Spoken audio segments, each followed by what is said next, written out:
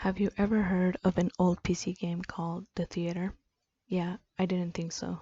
Probably because many people say it doesn't even exist. You see, The Theater is an old computer game released around the same time as Doom. Today, if you ever find it, it's only available on crappy bootleg CD-ROMs, which more often than not don't even actually contain the game.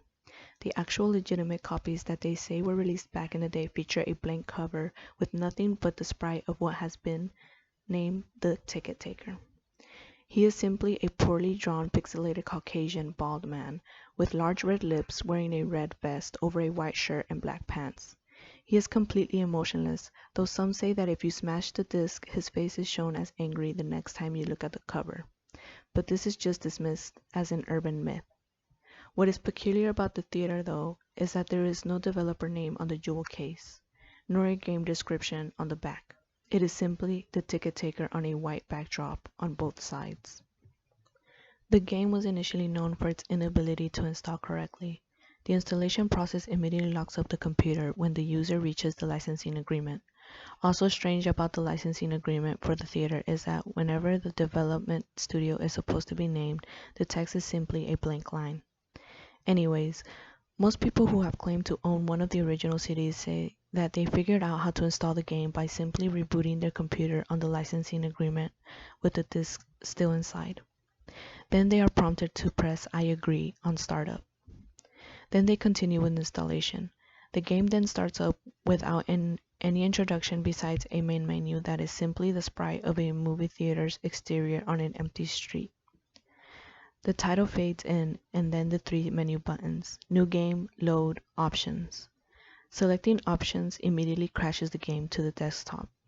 Load is said not to function at all. And even if you do have a saved game, nothing happens when you press it. Thus, New Game is the only working menu option. Once it is selected, you are in the first-person view. You are standing in an empty movie theater lobby, with the exception of the ticket taker standing in front of the dark hallway, which one can only assume leads to the theaters themselves.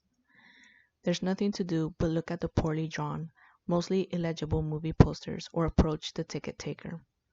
Once the player moves toward the ticket taker, a very low quality sound clip plays saying, "Thank you, please enjoy the movie," along with a speech box saying the same thing. You then walk into the hallway and the screen fades to black and you're back in the empty lobby and you do the exact thing again and again and again. While this may sound like a really horrible game, a number of peculiar things occur as you continue to play it. The number of times that you have to continue into the hall after giving your ticket to the ticket taker before the strange events happen is unknown. Most state that is completely random and could take anywhere from the first playthrough to the 400th. What happens, though, has deeply disturbed some players. The first occurrence is when the player fades back in after walking into the hallway. This time they will notice the ticket taker is completely absent. The player then, without any other options, decides to walk into the dark hallway. The sound clip and text box mentioned previously will play in the absence of the ticket taker, but when the player walks into the hallways, the screen does not fade out. It goes pitch black as they walk deeper into the hall, but the player's footstep sound clip is still playing as they continue to push the up button on their keyboard.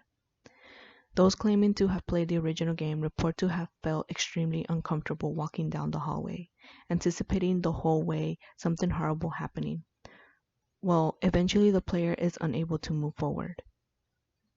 There is nothing for a few moments before a strange sprite that is described as a ticket taker, but with a swirl for a face, appears and stands before the player. The original players of the game say their bodies immediately froze up and their stomachs churned. They saw the sprite, which has been appropriately named the Swirly Head Man. Nothing happens as the Swirly Head Man stands before them. Then suddenly a piercing screech plays as the game glitches out. This lasts for a few minutes with the screeching being continuous. Then the players abruptly return to the lobby with all the sounds and graphics being as they should be. The game continues normally for the next couple of cycles of entering the hallway, with a couple of the original players claiming the swirly head man would briefly appear and disappear in the corner of the screen as a brisk yelp sound effect plays. Then, at some point after meeting the swirly headman, the player sees the ticket taker pacing back and forth, though there is no walking animation. The sprite's limbs are completely static, so he just hops up and down slightly as a substitute, with his eyes being wide and his mouth open to simulate a worried facial expression. Some players noted that the movie posters had been replaced with images of the swirly headman, which caused them to immediately turn their character's head away from the posters and approach the ticket taker. Then another different low-quality sound clip plays, but the speech box contains nothing but corrupted characters that cause whatever text that would have been in the box to be completely illegible. Due to the extremely low quality of the sound, it is debated by players what exactly the ticket taker says at this point, though it is widely agreed that he says, "Never reach the other levels."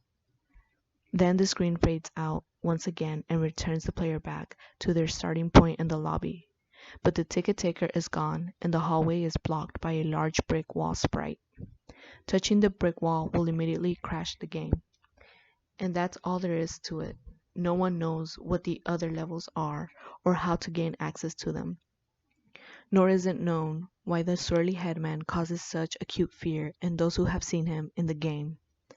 All the original copies of the theater have either been lost or destroyed.